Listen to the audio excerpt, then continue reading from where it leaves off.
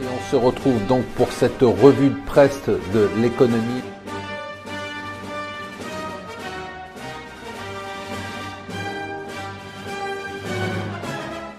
Bonjour et bienvenue sur Mon Financier pour le Morning Zapping. Nous sommes le jeudi 8 mars. La nouvelle du jour, c'est toujours la même.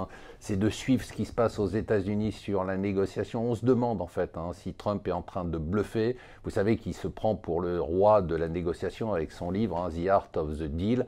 Est-ce qu'il est en train de menacer finalement pour tenter de renégocier les grands traités? C'est ce que je pense. Je ne pense pas qu'il ira au bout, même s'il va imposer quelques taxes. C'est plus pour faire peur. C'est un peu la même stratégie qu'il avait adoptée avec la Corée du Nord. C'est la journée internationale des droits de la femme et le gouvernement a décidé d'imposer aux entreprises d'ici à la fin du quinquennat une égalité de salaire entre les hommes et les femmes, ambitieux mais jouable. La France a eu un petit bon point.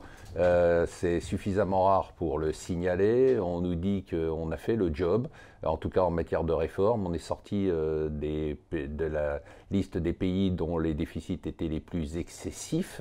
Et donc on se retrouve dans une situation qui est une situation relativement confortable. Il faudra cependant faire un tout petit peu plus d'efforts. Pauvre Theresa May, elle pensait avoir une position conciliante et l'Europe vient de lui dire, eh bien non, il va falloir encore revoir votre copie. Il n'est pas question de vous accorder un statut privilégié. Vous serez comme tout le monde. Au mieux, vous aurez une zone de libre-échange avec le Canada comme le reste. Voilà ce que c'est que de dire qu'un 4x4 c'est devenu un SUV et donc c'est moins important. Eh bien, les émissions de CO2 pour les voitures neuves ont augmenté et ça, ce n'est pas une bonne nouvelle pour la planète. Bonne journée mesdames et je vous souhaite une excellente journée à tous.